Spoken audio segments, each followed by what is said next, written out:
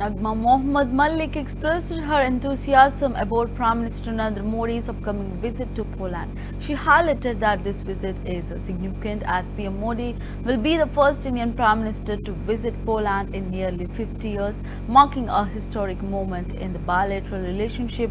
Malik detailed PM Modi's schedule, noting that he will start by paying homage to three important memorials, including the Jam Sahab Memorial, where he will be the first Prime Minister to offer his respects. This visit underscores the openness of the Polish people to Indian cultural and spiritual values. Malik also mentioned the excitement among the Indian diaspora regarding PM Modi's address scheduled for the evening of August 21, which is anticipated to be a highly anticipated and rosy event.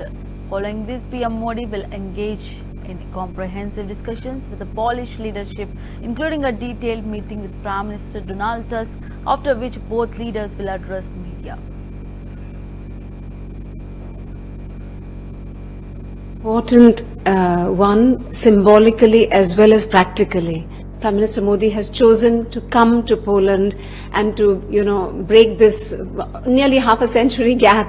India has politically close ties with Poland as well as economically important and growing relations with Poland. This visit will be a very timely one, and it will be something that also shows us the pathway ahead to broaden the relationship both politically and economically. He will address the Indian community in Poland. It will be one of those rousing, meetings, I imagine, and I know that the community is really excited about it, as we all are. We are united by values. We're united by a certain, shared points in our history. We are united now by a very vibrant economic relationship. I think it's a very exciting visit and an important one, symbolically as well as practically. You've been here and you can feel the, excitement building up, you've seen the coverage already in the Polish media. It's the top story, it's on the front pages everywhere. And this excitement is there thanks to Prime Minister Modi's international stature, his profile, and the excitement that Prime Minister Modi has chosen to come to Poland and to, break this nearly half a century gap at a time when, this is the first visit by an Indian Prime Minister. And so I think this visit has all of this excitement that is already building up. The visit is an important one because Poland, as an important country in Central Europe, it is a significant member of the European Union. India has politically close ties with Poland as well as economically important and growing relations with Poland. We have a very good and growing bilateral trade turnover of about $6 billion, and the balance of trade is very much in India's favor. We have good Indian investments here of around $3 billion. Polish investors have also invested in India of just under $1 billion, and so Indian managerial skills are, familiar here to people.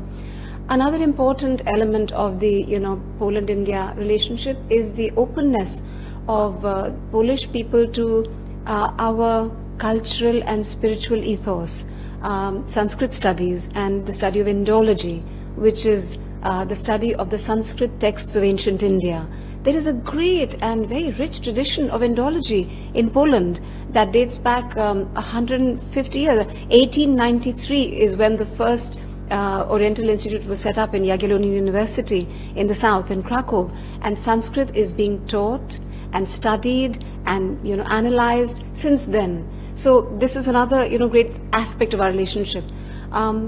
Plus, of course, that there is this people-to-people connect between our two peoples, which is provided by the story of the Dobre Maharaja, the good Maharaja, as the Poles call him, and the Jam Sahab of Navanagar, as he is known to us and known to history. I'm sure you know the story, and for those who don't, I'll just quickly say that the Jam Sahab Digvijay Singh Ji offered refuge to over 1,000 Polish children in his state.